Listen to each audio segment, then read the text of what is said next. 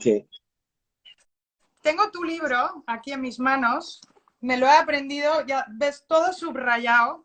Tantas cosas importantes que has tocado en este libro, la cultura, la educación, la madurez, el amor, la felicidad, los traumas, la sexualidad, incluso la pornografía.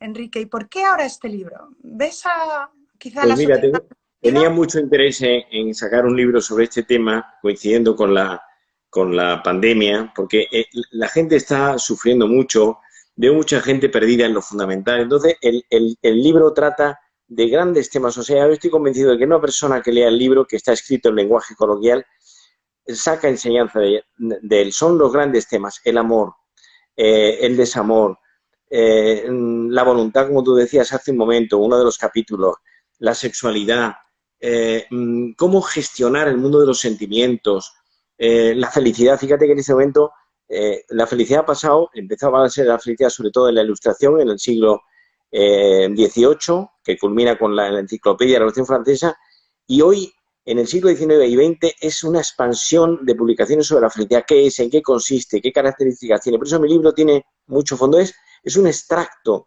de Enrique Rojas de muchos años, de lo que yo he vivido. Yo llevo de psiquiatra 40 y tantos años, soy hijo de psiquiatra. Mi padre, Luis Rojas Ballesteros, fue psiquiatra, fue catedrático de psiquiatría, director del Hospital Psiquiátrico de Granada, estudió en Alemania, en Berlín. Soy hijo de la psiquiatría de López Ibor, fue mi maestro, uno de ellos, que murió hace ya 10 o 15 años.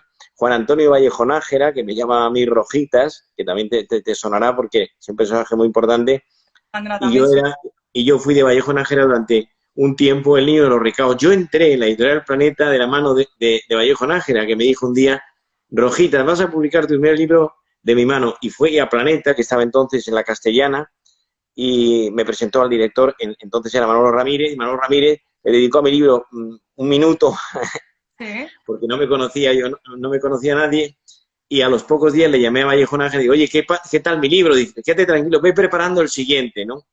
Cuando yo Es había publicado ya muchos libros, me dijo Vallejo Nájera, estaba ya muy malito para irse al otro barrio, con la tarjeta de embarque, y me dijo: dentro de unos años te pasará lo siguiente, la editorial Planeta, con la que te vas a casar, te, te pedirá que le des libros y no tendrás tiempo para publicarlos. Y le dije: yo, eso no ocurrirá nunca. Y pocos años después yo no tenía tiempo para publicar por la cantidad de trabajo en la consulta. Yo tengo 10 ayudantes conmigo que hacemos una tarea de artesanía. El psiquiatra, María, se ha convertido en el médico de cabecera, y el psicólogo en la misma línea. que es fantástica, por cierto. Ya decía yo, Enrique, que todo lo que estáis haciendo es un acto de generosidad, porque ayudáis a muchísimas personas transmitiendo todo ese conocimiento. En tu libro lo recopilas increíblemente bien, y yo quería comentarte que en el 2008 tú publicaste un artículo, uno de los miles de artículos que has publicado, que se titulaba La depresión, la epidemia de nuestro tiempo, que además recibió el premio a la opinión sanitaria. ¿Cuál es el virus que provoca la depresión? ¿Tú crees que es un virus que tiene tanta fuerza como el COVID-19? Hombre, el COVID, lo que pasa es que es la primera epidemia mundial, porque no la ha habido en la historia, ni las epidemias de gripe asiática, ni las epidemias de la peste, por ejemplo, en Alemania o en Viena en el siglo XVII. Esta es mundial, ¿no? Y además es un microorganismo. Yo te voy a contar una anécdota en relación con el virus.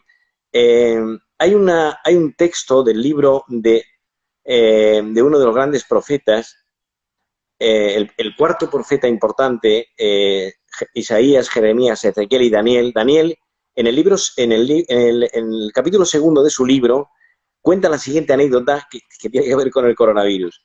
El rey Nabucodonosor, esto lo cuenta también Freud en sus libros sobre los sueños. Nabucodonosor, hablamos del siglo VI o V antes de Cristo,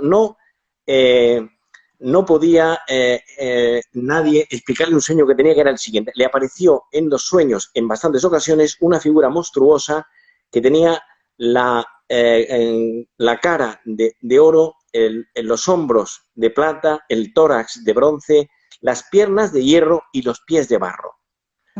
Claro. Y apareció una piedrecita, cuenta este texto del libro de Daniel, que no se sabía de dónde venía, y cayó en el barro de los pies, y se llevó por delante de los pies el hierro, el bronce, la plata y el oro, y se derrumbó y se desapareció.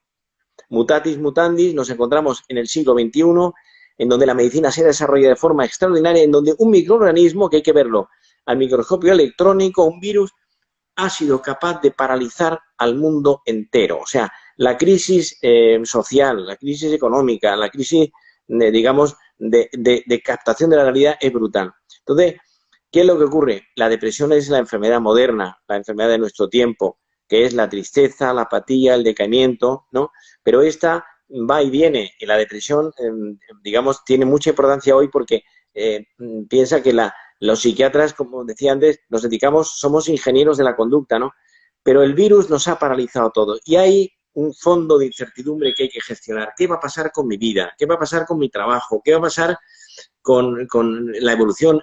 Hemos visto ayer que hay un rebrote en Pekín, una ciudad de 22 millones de habitantes. Yo estuve hace poco en Pekín y es una ciudad espectacular en media España y hay la paralización de la ciudad y de lo que es China, ¿no? O sea que es una situación que tiene muchas aristas, es poliédrica, ¿no? Y ahí entra mi libro. El ser humano necesita alicientes, necesita motivación, Enrique, para vivir. ¿Cómo poder vivir con esa incertidumbre que tú comentas sin saber qué va a pasar? ¿Qué podrías decir, no? A una persona que dice, es que no Bueno, puedo... yo diría, fíjate, que hay una cosa muy importante que es el tener un proyecto de vida. O sea, tener un proyecto de vida es una de las puertas de entrada al castillo de la felicidad, que es un programa personal en donde hay 4 grandes temas que se abren y entran dentro de nosotros, que son amor, trabajo, cultura y amistad. O sea, ¿cuál es la mejor vacuna para lo que nos está pasando del coronavirus ahora y cuando pase el coronavirus dentro de un tiempo breve? Pues tener esta tetralogía, la vida afectiva, ahí es nada, la vida profesional, la vida cultural, la cultura es libertad, la cultura es la estética de la inteligencia y la amistad. Son 4 grandes temas. Yo he dedicado en el libro varios capítulos al amor. O sea, dice un poeta español del siglo XII, y Vengas de Córdoba, en un texto antológico, El collar de la paloma, dice, siglo XII, corazón que no quiera sufrir dolores, pase la vida libre de amores. Entonces, hay un capítulo dedicado a la madurez de los sentimientos, no la madurez general, o sea, tener madurez yo como médico, como ingeniero, como arquitecto, la madurez en un sentido más amplio, sino la madurez de los sentimientos es la capacidad para dirigir, para gestionar, para enfocar la vida sentimental de la forma más sana posible. Y ahí tienen 2 partes. La primera es acertar en la elección afectiva. Hay un capítulo dedicado a eso. Y la segunda, cómo mantener el amor elegido. Porque en este momento los amores se han vuelto líquidos. Es decir, se ha vuelto una cosa, a cualquier cosa le llamamos amor. Y entonces ahí entra, digamos, uno de los capítulos más vertebrales de mi libro. Hablando de la madurez, una de las pautas, ¿no?, también importantes que comenta en su libro es que para ser maduro tienes que tener una buena percepción de la realidad. Pero ¿cómo hacerlo en un momento en el que abundan las noticias falsas y que la verdad brilla por su ausencia? Enrique. Bueno, hay que pensar una cosa. Una de las cuestiones que están pasando en estos últimos meses en el mundo es lo que yo he llamado el síndrome por exceso de información. Es decir, tienes tal cantidad de noticias que te llegan de todos los tipos, no solo en relación con la pandemia, sino lo que de ahí se deriva, que estás perdido. Entonces, fíjate, hay una cosa importante, por ejemplo, en la madurez general, en la madurez no de los sentidos, sino en la madurez general, que es conocerse uno a sí mismo, es decir, conocer las aptitudes y las limitaciones. En el templo de Apolo en Grecia había en el frontispicio de la entrada una leyenda que decía conócete a ti mismo. Y conocerse a sí mismo significa 2 cosas, conocer las aptitudes y las limitaciones. Entonces, esto es fundamental. Yo, por ejemplo, a muchos de mis pacientes les pregunto la primera vez que vienen a la consulta, ¿cómo es tu personalidad? ¿Cómo es tu forma de ser? Y muchos despachan el tema en 2 minutos. O sea, las 2 cosas más nuestras son nuestro cuerpo, que es la residencia somática de cada uno, y mi personalidad, que es un sello que está dentro de mí. Por lo tanto, hay un capítulo, por ejemplo, sobre cómo se construye la personalidad. Que es muy importante ese autoconocimiento, pero a mí me gustaría preguntarle algo un poco más trascendental. Muchas veces decimos que cuando a una persona le preguntas quién eres tú, responde a la pregunta diciendo, pues yo soy director de empresa o vivo en tal sitio. Entonces, más allá de lo que tenemos y lo que hacemos, somos otra cosa, es una esencia. ¿Cómo contestaría usted a la pregunta? Ahora no me hables de usted, que me estás hablando de tú. ¿Quién soy yo? ¿Quién soy yo más allá de lo que haces y de lo que tienes? ¿Cómo contestarías a esa pregunta tan trascendental que, por cierto, Bueno, el profesor López Quintás, cuando se la hice al finalizar una charla, me dijo, me está haciendo usted una pregunta muy, muy complicada, necesito tiempo para pues mira, contestarle. yo te respondería como si fuera gallego, que no lo soy, que soy andaluz como tú, pero llevo en Madrid media vida, tres cuartos de mi vida. Te diría que hay tres preguntas fundamentales en este contexto para que los que nos siguen, digamos, se pregunten esto. Primero, ¿quién soy yo? Segundo, ¿a dónde voy? Y tercero, ¿qué va a ser de mí? La primera, ¿quién soy yo? Es mi personalidad. Entonces, la personalidad es un trabajo artesanal, es decir, y cómo yo soy capaz de quitar, de pulir, de limar las aristas de mi personalidad. Fíjate que muchas de las parejas rotas arrancan de aquí, de que para estar bien con alguien hace falta estar primero bien con uno mismo. Entonces, el primer punto, la primera respuesta a quién soy es mi personalidad. Segundo, ¿a dónde voy? Y yo voy a realizar mi proyecto de vida con estos cuatro grandes temas. No hay felicidad sin amor, no hay felicidad sin trabajo, no hay felicidad sin cultura y sin amistad. Y te voy a dar una pincelada de cada una de ellas. El amor es el primer argumento de la vida. O sea, lo que el ser humano necesita es amor.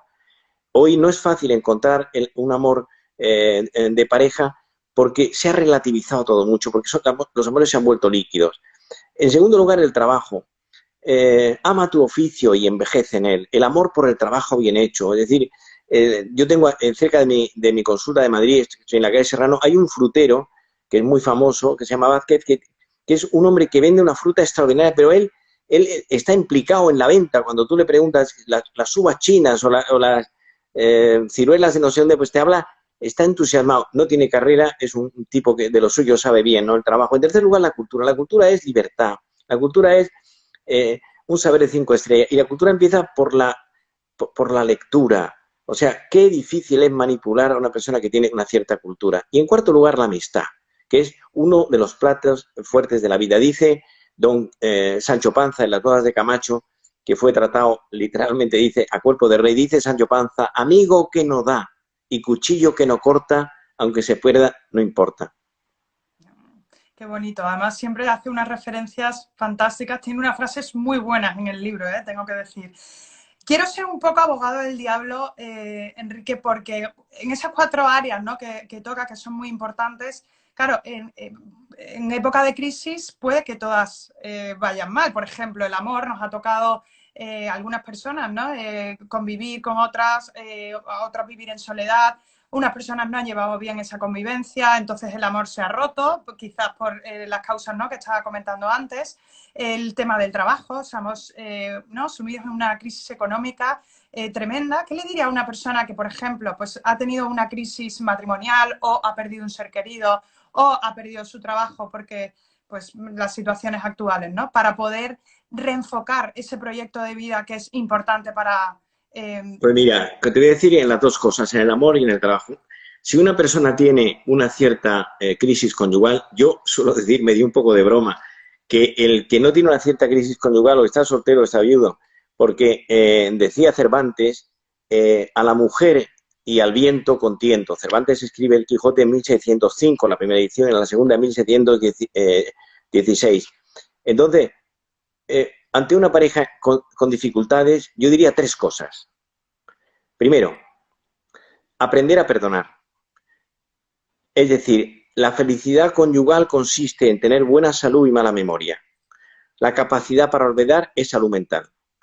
No olvidemos una cosa, María, la memoria es femenina. O sea, la mujer tiene una memoria gráfica que no tiene en general el hombre. Tiene que ver con su cerebro. En segundo lugar, no sacar la lista de agravios del pasado. Es decir, la colección de reproches, de cosas negativas que piden paso y son destructivas. Y eso hay que tenerlo controlado. Y en tercer lugar, fíjate, hay una nota, sería como una nota a pie de página, ¿no? Para que una pareja funcione bien hace falta aprender a darle a las cosas que les pasan la importancia que tienen. Es decir, aprender a desdramatizar. O dicho de otra manera, hay una palabra que utilizo mucho, que es tener visión larga de la jugada. Muchas veces se produce una tensión en la pareja, hay un problema, y cuando han pasado 2 o 3 semanas, yo les pregunto a esta gente, pero ¿por qué fue? ¿Cuál fue el origen? Pues no recuerdo bien cómo empezó la cosa, ¿no? Entonces, bueno, pues esto es fundamental, tener visión larga de la jugada, que es, Ortega y Gasset decía, tener perspectiva, ¿no? No quedarte en la anécdota, sino mirar hacia adelante, poner las luces largas de la vida personal. Y relativizar, ¿no? Relativizar es importante. Relativizar que... Afirma también que es muy importante, afirmas también, ¿no? Que es muy importante, también, Juan Pavel, importante la espiritualidad dentro de las relaciones. ¿Podrías explicar por qué? Y esas personas que a lo mejor no tienen esa parcela espiritual en su vida, ¿qué les recomendarías? Vamos a ver, yo considero, fíjate, yo me considero hombre moderno del siglo XXI, me encantan tantas cosas de la vida actual, pero me da mucha pena que la sociedad ha perdido una referencia espiritual. La espiritualidad es una carta escondida en la bocamanga que te da la explicación de muchas cosas. Entonces, y la espiritualidad, nosotros somos hijos de la tradición judio-cristiana. Los judíos son nuestros padres en la fe, Abraham, Isaac, Jacob. Entonces, cuando una persona no tiene un sentido espiritual de la vida, o puede ser porque no ha tenido formación o porque la ha tenido muy superficialmente, pues le falta una explicación de la vida fundamental, que es de dónde venimos, a dónde vamos, qué sentido tiene, ¿no? Entonces, te voy a responder, fíjate, con una anécdota muy interesante de un autor que se llama Van Thuan, Nguyen Van Thuan, que es vietnamita. La anécdota es la siguiente. Hace unos cuantos años, yo suelo dar clase en Londres todos los años en septiembre, me quedo en el barrio de Hampstead, en el norte de la ciudad, y un alumno, la mayoría eran asiáticos, en vietnamita, me regaló un libro en inglés, Witness to Hope, Testigos de Esperanza, y lo tenía el libro en la mesita de noche de donde yo me quedaba en Londres, y un día dije, voy a empezar a leerlo, y empecé a leerlo y me lo leí en 2 días. Y la anécdota es la siguiente, en relación con la espiritualidad. Nguyen Van Thuan era un sacerdote católico, Vietnam es católica en un 30%, fueron evangelizados por los franceses en el siglo XVIII, y Van Thuan es nombrado obispo y el régimen comunista lo manda a la cárcel. Fíjate qué interesante. Y está en Hanoi, en la cárcel, una de Hanoi, que era el desastre total, pasaba casi el día en zapatillas y en un pantalón de deporte, y pasa 13 años, 9 años solo y 4 en una empresa con presos comunes. Y entonces, pues fue terrible, o sea, él aprovechaba el tiempo, le mandaban papeles, escribía, hacía sus cosas. Cuando llevaba unos 10 o 11 años, le preguntaron los carceleros, con los que llevaban una relación pues muy estrecha, ¿usted nos odia? Y dijo, yo no les odio. Pero ¿cómo no los odia si estamos aquí? Porque este Van Thuan, Nguyen Van Thuan, hablaba 5 idiomas, había estudiado en París, había estudiado en Roma, había estudiado en Londres. Y entonces le dice, yo no les odio porque soy cristiano. Y entonces les explica a él que es el cristiano. Ellos no tenían ni idea porque era el mundo comunista donde la religión es el opio del pueblo. Y entonces les dice, Van Thuan escribe este libro, Testigos de Esperanza, Witness to Hope, y dice, yo amo a Jesucristo por 5 defectos que tiene. Entonces ellos no entendían nada, les explica que Jesucristo muere en una cruz, rodeado de 2 ladrones, uno a la derecha y otro a la izquierda, y que en el mundo judío la peor muerte era morir crucificado, pero ya la guinda del pastel era morir con 2 ladrones al lado. Y cuenta Van Thuan, dice, y Jesucristo nos ha hablado del amor y de tal, pero yo le amo por los 5 defectos fundamentales. Yo voy a decir solamente 2 para que la gente lea el libro, ¿no? El primer defecto, dice Van Thuan a los carceleros por el que llamo a Jesucristo, es porque no tiene memoria. Jesucristo tiene amnesia, tiene un Alzheimer, porque estando muriendo en la cruz, le cuenta a los carceleros, estando muriendo en la cruz, uno de los que está junto a él le dice, acuérdate de mí cuando estés en tu reino. Y dice Van Thuan, yo le hubiera dicho, espérate 20 años, porque tú estás ahí porque has robado y has matado, pero como Jesús no tiene memoria, no lleva cuentas de las cosas negativas, le dijo, te aseguro que hoy estarás conmigo en el paraíso. La segunda cosa por la que yo amo a Jesucristo, dice Van Thuan, es porque Jesucristo no sabe de matemática. No hubiera entrado a una escuela de negocios en Estados Unidos. Porque ¿en qué cabeza cabe que cuenta él que un hombre tenía 100 ovejas y perdió una oveja? Y dejó las 99 y se fue detrás de la oveja hasta que la encontró. Y se la puso sobre los hombros y celebró una fiesta. Por eso yo no les odio. Por eso yo soy cristiano. Si le quitas al sentido espiritual de la vida, de forma abierta y liberal, pero si se lo quitas, esa persona tiene grandes posibilidades de no tener un sentido de la vida. Y entonces, las cosas no funcionan. Me recuerda esto, y pasamos a la siguiente pregunta, cuando a mí alguien me dice, mire usted, a mí me gusta todo menos la lectura. Digo, mire, si es que la lectura es la puerta de entrada de la cultura. Claro, hablemos un poco del tema de la educación. Menciona también en su libro como que la sociedad está anestesiada. ¿Cree usted que tiene que ver? Lo siento, me sale el usted de vez en cuando, Enrique. ¿Crees Es que por la edad, porque te doblo la edad. ¿Crees que tiene que ver con el tema de la educación? ¿Qué está pasando con la educación? ¿Qué le podría recomendar a unos padres ahora para ofrecer a sus hijos una educación sólida para que se muevan en una sociedad líquida, como comentas en el libro? Pues mira, la educación, educar es seducir con los valores, educar es acompañar a alguien, educar es convertir a alguien en persona. Entonces la educación tiene 4 grandes notas. La primera es la educación de la voluntad. La segunda, la educación de la inteligencia, de los sentimientos y la educación de la espiritualidad. Te voy a decir una pincelada de cada una. La educación de la voluntad. Hoy se considera en la psicología moderna que la voluntad es más importante que la inteligencia. Como la joya de la corona de la conducta. Exactamente, veo que lo tienes apuntado. Entonces, una persona con voluntad consigue que sus sueños se hagan realidad. Si tienes voluntad, somos enanos a hombros de los gigantes. Y entonces, atrévete a lo que quieras. Dice Unamuno, en su diario íntimo, dice, te sobra codicia y te falta ambición. La codicia es mala, que es querer tener más dinero, acumular más cosas de uno. En cambio, la ambición es noble. Entonces, la ambición significa, tiene una parte positiva en la vida, que es tener metas, objetivos y planes por cumplir. Entonces, ¿y cómo se educa la voluntad? Desde pequeños. A mí muchas veces me preguntan en alguna conferencia, doctor, tengo un hijo de 15 años que tiene poca voluntad y tal, ¿qué tal? Digo, pues igual llegamos tarde, ¿no? La voluntad hay que empezar con 5 años, con 6, con 7, con 8. Es, no hago lo que quiero, no hago lo que me apetece, sino lo que es mejor para mí. Hay un salto de calidad. Entonces, por ejemplo, hago una nota a pie de página. Cuando un niño tiene 3 años, cuando un niño tiene 1 año y medio, el niño maneja 20 o 30 o 40 palabras. Y entonces, si los padres son comunicativos y hablan con él, y hay un cierto entorno familiar, cuando tiene 3 años, maneja más de 1000 palabras. Es decir, hay un crecimiento exponencial del lenguaje. Pues bien, si el niño tiene en la cercanía suya unos padres y unos hermanos que tienen la voluntad relativamente educada, lo copia.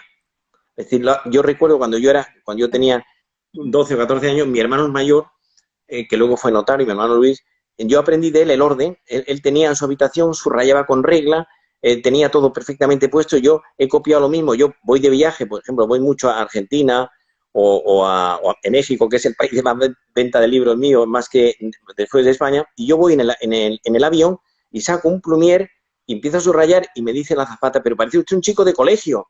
Digo, lo aprendí de mi hermano. Entonces voy subrayando, o sea, la voluntad. En segundo lugar, la educación de los sentimientos. O sea, enseñarle a la gente que los sentimientos son planos fundamentales de nuestra vida. Es decir, aprender a dar las gracias, a pedir perdón. Fíjate, por ejemplo, ¿qué es enamorarse? Bueno, yo digo, enamorarse es decirle a alguien, no entiendo la vida sin ti. Entonces, pero que el enamoramiento requiere muchas tareas detrás de eso, ¿no? Entonces, educar en los sentimientos. Por ejemplo, hay un capítulo mío que se llama La inmadurez sentimental del hombre de hoy. No sé si tú lo recuerdas. La inmadurez sentimental del hombre que no de la mujer. Porque no, una de mis preguntas era ¿por qué se da esa inmadurez en el Claro, hombre?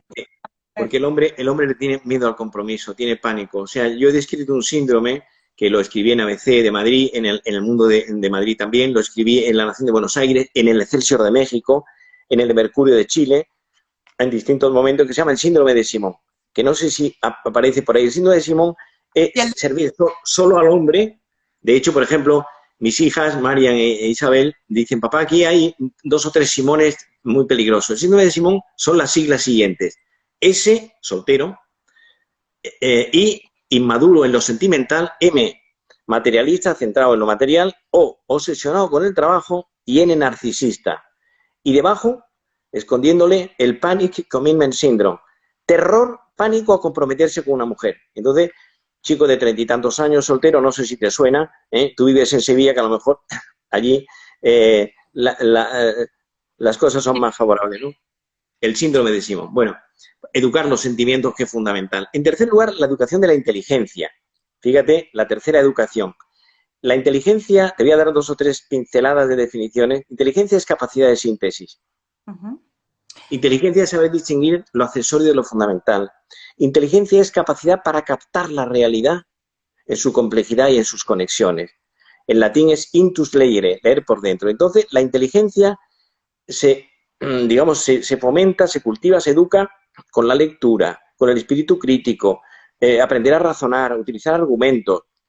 Hoy existen muchos tipos de inteligencias, teórica, práctica, social, analítica, sintética. Pero fíjate, hay 2 inteligencias que se han desarrollado mucho en los últimos años. La inteligencia emocional, de la mano de Goleman, y la inteligencia auxiliar, que tiene muchas paternidades. La inteligencia emocional, pues nada, mezclar los instrumentos de la razón y de la afectividad. Y entonces es un mar sin orilla. Y la inteligencia auxiliar, que se define así, son las herramientas que potencian la inteligencia básica que uno tiene y la elevan de nivel. La que tú tengas, si yo te hago a ti un test de inteligencia, por ejemplo, el Raven, pues María, tú tienes una inteligencia altísima, no hay más que verte. Entonces, esa inteligencia luego se potencia con la auxiliar, que son 5 herramientas, que son el orden, la constancia, la voluntad, la motivación y la capacidad de observación. O sea, que le dan un nivel. Fíjate, por ejemplo, hoy, en relación con este tipo de inteligencia, yo hablo mucho del orden, ¿no? El orden. Fundamental. Y la disciplina. A mí me ayuda mucho en el confinamiento la disciplina, pero hablando del tema de la inteligencia como definición, capacidad de sintetizar. Estuvimos un momento, Enrique, con una cantidad de información, de acceso a información increíble. Hay un término que se llama infoxicación, porque puede llegar hasta ser tóxico. Sí. ¿Qué recomendaría para ser selectivo, ¿no? En qué se lee, cómo se lee y sobre todo teniendo en cuenta ese peligro a ser manipulado, a elegir mal, ¿no? ¿Qué cosas lees, no? ¿Qué recomendarías? Yo creo que es muy importante seleccionar las cosas y no querer estar informado de todo lo que pasa minuciosa y milimétricamente. No es necesario tener una información general de lo que ocurre en nuestro país, en la Unión Europea y, lógicamente, en el mundo, pero no pasar de ahí. Lo que es importante es saber de los grandes temas de la vida. Por ejemplo, tú antes me hablabas de la educación. Fíjate, el joven, porque la educación empieza desde los primeros años, pero al joven hay que pedirle, no hay que motivarle para el placer, sino para el heroísmo. Pídele a un joven cosas heroicas, cosas grandes. Y ahí entra, fíjate, los modelos de identidad.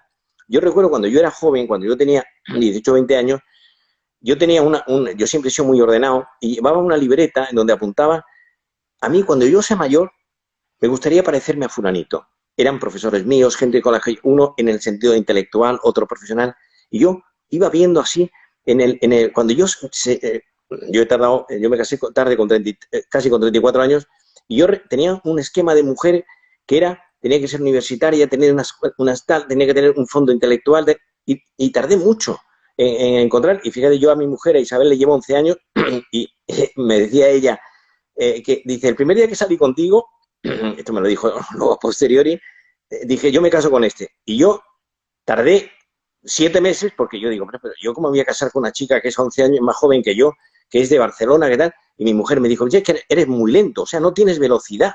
Y luego se ha demostrado esto porque mi mujer hace 4 cosas y yo no hago una, y luego hago otra, y luego hago otra, ¿no? Entonces, es muy importante este asunto del orden. El orden, por ejemplo, significa, decía antes, modelos de identidad. ¿A quién te gustaría parecerte? ¿Qué persona ves tú en tu alrededor, en tu entorno, que cumpla unas ciertas cosas? Puedes tener un modelo parcial en un tema, puede ser el tema afectivo, en otro en el tema social, el tema profesional, ¿no? Hoy los modelos de identidad están caídos. Y el modelo, fíjate, tiene una cosa muy importante, que tiene autoridad, tiene autoritas. Autoridad significa aquel que te ayuda a crecer como persona. Eso es autoridad. No es el que da un puñetazo en la mesa y dice, aquí se hace esto porque lo digo yo. Desde luego. Y otra cosa, hablando del que tiene autoridad, dedica un capítulo también a cómo ser un buen líder, ¿no? Pero ahora estamos un poco perdidos en ese sentido. ¿Qué debe tener una persona principalmente para ser buen líder. ¿Y dónde encontrar esos líderes hoy, ¿no? Esas personas que para nosotros sean referentes. Bueno, la palabra líder, María, se utiliza con mucha larga mano. Dice, el líder político, ¿qué tal? Líder es una persona que tiene, primero, un tirón potente. Segundo, que es una persona positiva. Tercero, que es coherente. Cuarto, que sabe entusiasmar a la gente. Quinto, que tiene un proyecto en la mano realista, coherente y además con ilusiones. Y finalmente, el auténtico líder se convierte en modelo de identidad. A mucha gente le gustaría parecerse a ese líder. Fíjate, yo me acordaba de la figura de Mario Conde, que en un momento determinado, cuando él era presidente de Banestro, Mario Conde llegó a serlo. Yo tengo alguna relación con él, vivo en la misma calle que Mario Conde en Madrid, curiosamente, ¿no? Bueno, ahora ha vendido su casa, ¿no? Y yo recuerdo que yo se lo decía, yo coincidía con él veraneando en Mallorca, y en alguna ocasión se lo dije cuando él estaba en el estrellato, ¿no? O sea, ser modelo de identidad. Pero los modelos, hay que pensar, por ejemplo, pensemos en los futbolistas, ¿no? La mayoría de los futbolistas copian, los futbolistas de segunda o de tercera división, copian a los grandes futbolistas en el tatuaje, en el tipo de vida, pero muchas veces en esos futbolistas, en una gran mayoría, no hay nada debajo. O sea, es la fachada, son grandes atletas, son de plástico, pero si rascas un poco en un tema que no sea lo puramente deportivo, no hay mucho que rascar. Entonces, tener modelo de identidad. Entonces, si tú has tenido un líder cerca, tú sabes que ese hombre te ha dado lecciones que no vienen en los libros. Claro, que eso es ¿dónde están ahora? Además, he hecho una distinción muy buena en el libro que me ha gustado, entre otras millones, de la fama y el prestigio, para saber diferenciarlo. Y me gustaría que lo comentara también.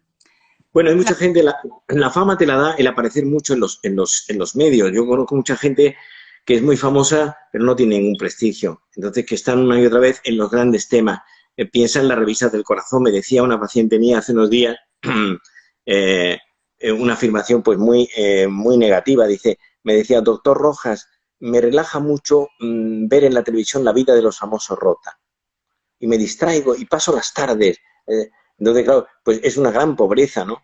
En cambio, el prestigio es una persona que ha alcanzado un cierto nivel en su vida porque ha hecho una trayectoria positiva en algún campo de la vida, en el derecho, en la medicina, en el arte, en la literatura, en distintas habilidades, ¿no? Y entonces, ese prestigio significa coherencia de vida. Y coherencia es en el subsuelo lo que hay es una buena relación entre lo que yo digo y lo que yo hago. Muy bien, y moral y ética son dos temas que también abordan el libro. Me gustaría que pudiera explicar la diferencia entre ellos y también preguntarte cómo ves los valores de hoy en la sociedad. ¿Hacia dónde vamos, Enrique? Bueno, la moral, la palabra moral viene de mor moris, del latín, que significa costumbre, y la ética tiene más que ver con las normas sociales. Son palabras bastante sinónimas, pero en general la moral significa, es el arte, te daría una definición liberal, la moral es el arte de vivir con dignidad. O sea, es el arte de usar de forma correcta la libertad. Esa es la moral. Y la ética podría definirla en un sentido más, quizá, más judeocristiano. La ética es tratar a los demás como te gustaría ser tratado. Ese sería como un gran principio, ¿no? Y en este momento, por ejemplo, la sociedad actual, que está llena de cosas buenas, grandes avances positivos, yo me quedo asombrado. Yo he viajado más que mi padre, pero 200 veces, ¿no? Yo he estado en Estados Unidos, en México, en China. De hecho, mi libro son 13 conferencias que yo he estado, pues 2 en Madrid, 2 en México, 2 en Londres, una en Japón, en Tokio, ¿no? Entonces, pues mucha gente ha perdido la referencia fundamental. Te voy a poner un ejemplo, María, el tema de la sexualidad. O sea, hay 2 tipos de sexualidad. La sexualidad sana tiene que estar ligada al amor, de alguna manera. Entonces, hay 2 tipos de sexualidad. El sexo sin amor y la sexualidad con amor comprometido. El sexo sin amor es una relación, dicen los ingleses, to use and to throw away, de usar y tirar. Y entonces es una relación en la que yo utilizo el cuerpo del otro como objeto. Le puedo llamar amor, también Fidel Castro decía que en Cuba había democracia, ¿no? En el otro extremo está la relación sexual con amor comprometido, que tiene una nota que se hospeda en su interior, que es que es una relación íntegra, que significa que es física. Finalmente el acto sexual se realiza, el pene penetra en la vagina, por decirlo en forma médica. Es una relación física, psicológica, dos patrimonios psicológicos se cruzan. Es una relación histórica y es una relación en donde dos biografías se juntan. La primera es una relación cuerpo a cuerpo. La segunda es una relación de persona a persona. En la segunda relación, esta te ayuda a crecer como ser humano. Entonces, tú fíjate hoy, por ejemplo, lo que ves en muchas relaciones de esto, esta aplicación que hay que se llama Tinder, ¿no? Sí. Que es que tú pones, aplicas una y tienes una relación sexual con uno que se cruza por el barrio donde tú estás en Nueva York o en Boston o en Londres. Quiero decir, pero si la sexualidad es la relación, o sea, la entrega de las cosas más íntimas, tú le entregas la intimidad a uno que pasa por allí. Entonces, ¿qué ocurre? Pues, lógicamente, detrás de esto, pues lo que hay es unas relaciones superficiales, epidérmicas, de muy poca consistencia. Por eso, cuando uno encuentra un amor verdadero, lo decía Ortega, dice, cuando Ortega dice, en Estudios sobre el amor, dice que enamorarse es un trastorno de la atención, porque cuando te enamoras, la dispersión de cosas que hay alrededor tuyo se centra en una persona. Entonces, para enamorarse hace falta tres cosas. No sé si soy un poco desordenado en todo lo que te estoy diciendo. ¿Cómo elegir a la Hay pareja? tres cosas, tres síntomas o tres manifestaciones fundamentales para enamorarse de una persona. La primera, la admiración. O sea, si en el entorno de uno hay alguien que admiras y tal, te enamoras. Y la admiración es por lo que ha vivido, por lo que ha sufrido, por lo que ha superado, por el tipo de vida que lleva. La segunda, la atracción, que es en el hombre más física y en la mujer más psicológica.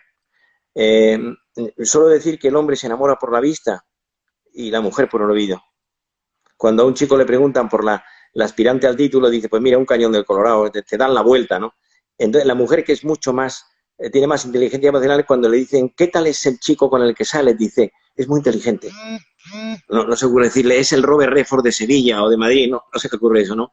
Y en tercer lugar, el tercer síntoma de enamorarse es no parar de pensar en esa persona, tener hipotecada la cabeza. Es un síntoma fundamental. Otra cosa también que toca, ya vamos acercándonos al final, porque yo creo que también tiene una entrevista ahora, el tema de la pornografía. También lo toca, es un tema importante, ¿no? Una epidemia también del tiempo de hoy. Es impresionante. Es impresionante porque en este momento, fíjate, las revistas pornográficas que se compraban en los kioscos prácticamente han cerrado, están en bancarrota. ¿Por qué? Porque la pornografía lo llena todo. La pornografía empieza en el año 67 en Estados Unidos, en San Francisco, y hoy es una gran industria. Y consiste en presentar, me recuerda mucho la pornografía, a los anuncios de coches en televisión. Tú ves un coche maravilloso, con una rubia despampanante que lleva el coche, no hay nada de tráfico, está todo perfecto, y un paisaje marino, eso no se da. Si tú sales a cualquier hora en cualquier ciudad europea, y vamos, el tráfico es brutal porque todo el mundo tiene coche. Entonces la sexualidad es un lenguaje del amor comprometido y es una cosa grande y estupenda, pero a la sexualidad hay que educarla, hay que gobernarla porque si no te domina. Entonces, ¿cómo se enfoca la sexualidad? Siempre, lo he dicho antes, en relación con el amor, que puede ser un amor natural o un amor sobrenatural, un amor en el que esa persona no tiene creencias, pero es un amor sano y positivo y un amor en el que tiene una dimensión trascendente que tiene, pues, digamos, otra cobertura.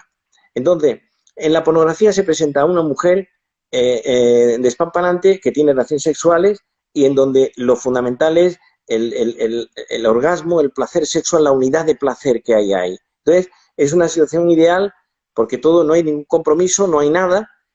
Entonces, dice Peter Kleponis, uno de las personas que más, un psiquiatra americano que sabe mucho de pornografía, que más de la mitad de las parejas, un estudio que él ha hecho, lleva 30 años dedicado al tema, que más de la mitad de las parejas americanas que se separan, en torno a los 50 años, lo hacen porque el hombre ve pornografía y pide en las relaciones íntimas lo que está viendo en la televisión. Cuando la mujer lo que quiere es ternura, es delicadeza, es una sexualidad, digamos, con un fondo humano, ¿no? Entonces, esto es terrible. Y por otra parte, la mujer se convierte en objeto de placer.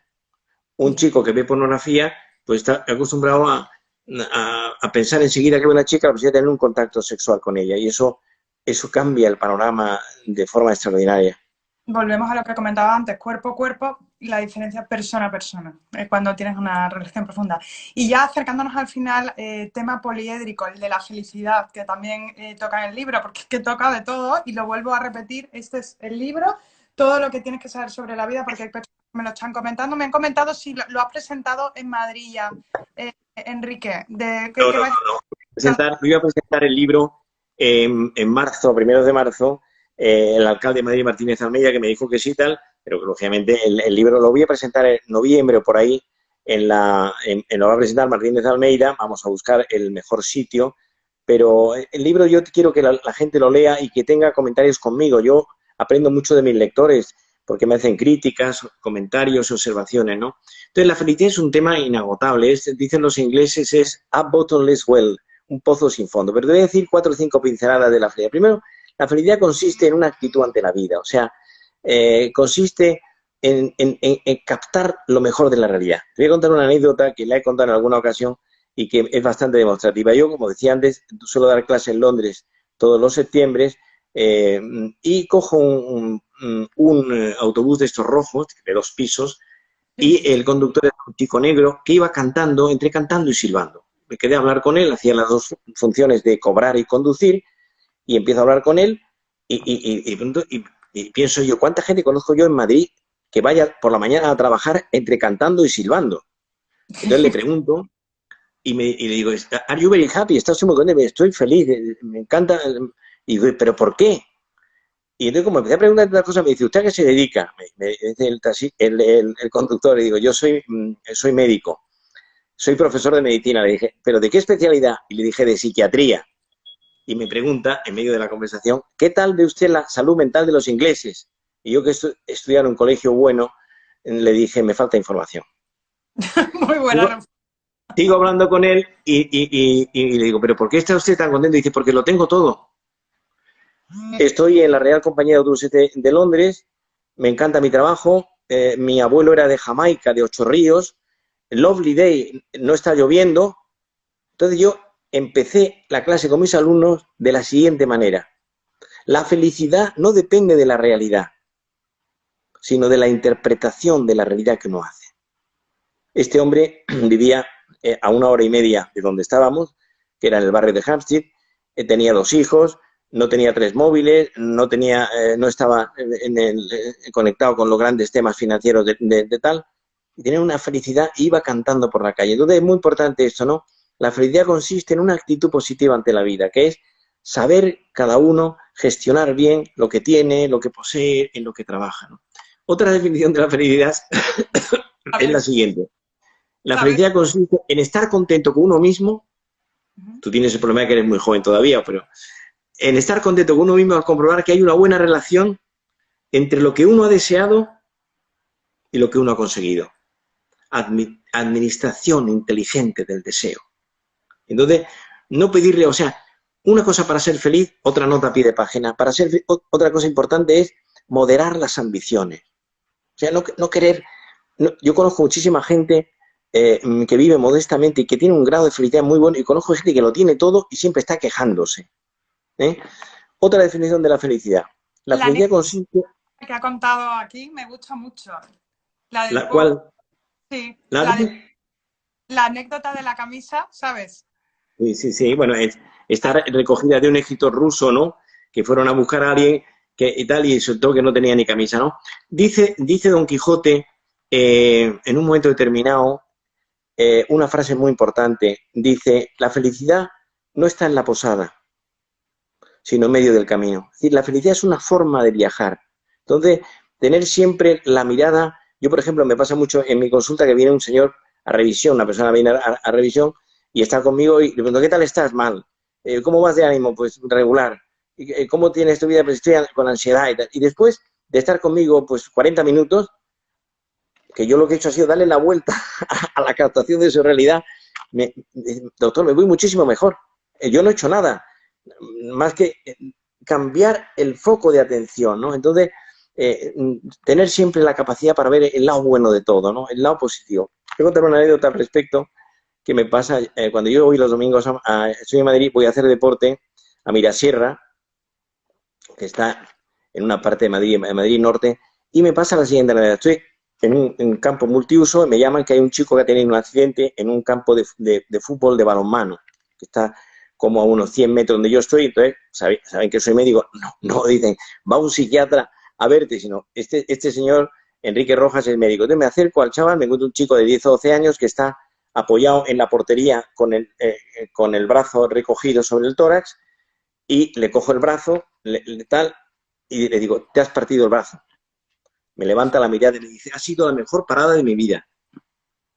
Es decir, siempre la visión positiva, porque muchas derrotas en la vida, al paso de un tiempo, se convierten en victorias. Entonces, eso es fundamental, tener eso se llama resiliencia, que es la capacidad para superar las adversidades, crecerse ante ellas, y eso me parece que es fundamental en la vida. Yo no conozco una vida perfecta, rectilínea, en la que no pase nada.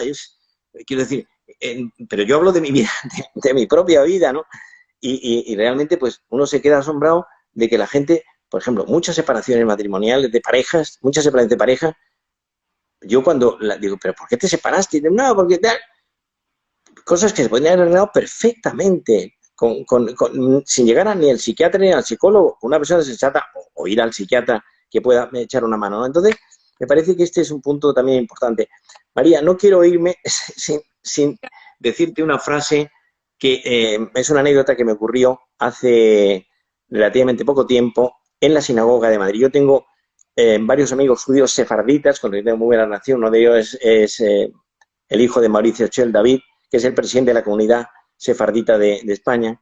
Y la anécdota es la siguiente: estaban celebrando, era una celebración del Bat Mitzvah, que es el paso de la pubertad a la adolescencia de las chicas, y el rabino coge el libro del Talmud y empieza a leer. Yo, cuando un rabino empieza a hacer algo de esto, saco mi agenda y apunto. Y dice el rabino, a ver si me acuerdo es una frase con 4 apartados, dice el rabino, lo fue leyendo: el hombre fuerte es el que gobierna sus pasiones. El hombre rico es el que está contento con lo que tiene. El hombre sabio es el que aprende de todos con amor. Y el hombre honrado es el que trata a todos con dignidad. Yo fui apuntando, no me quedé con la 4ª parte de la sentencia, y luego al final de la exposición de la conferencia me acerqué al rabino, que además estuve hablando un poco con él, y era un hombre, pues, Benito Garzón, que me quedé con su nombre. Le dije, mire usted, a mí me encantaría hablar otro día con usted, porque que luego, tiempo después, coincidí con él, con la reina Sofía, nos invitó a un grupo de gente y estaba el rabino que digo, ¿se acuerda usted de mí? Soy el doctor Enrique Rojas. Y dice, sí, porque además no paraste de preguntarme cosas sobre los judíos.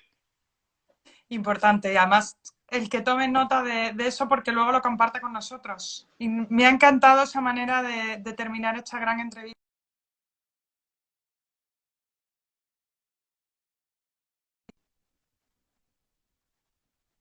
¿Se ha ido la conexión? ¿Se ha sabido de la conexión? Te estoy diciendo que muchísimas gracias, porque cuando tú tomas nota de todo eso, al final luego lo compartes con nosotros y es una maravilla. Y quería darte también la enhorabuena, porque sé que recientemente has sido abuelo. Efectivamente, mi hija Marian, a la que tú conoces, acaba de tener otro bebé. Le ha pasado esa cosa tan buena, ¿no? Maravillosa. Como también lo es usted, así que muchísimas gracias por este tiempo. Siento lo de la conexión del principio. Espero que dile a Sergio si puede, por favor, No pasa nada. porque hay personas que no han podido conectarse hasta ahora. Y yo no lo puedo grabar porque les estoy haciendo desde el canal vuestro de Espasa Editorial. Y entonces recuerdo, antes de... María, muchísimas gracias. Te mando un abrazo desde Madrid. Muchas gracias. Un abrazo muy fuerte. El libro, porque todo lo que ha contado Enrique está aquí recopilado, así que lo tenéis para comprarlo ya disponible. Muchísimas gracias, Enrique. Gracias. Un gran abrazo. Un placer. Un gran abrazo.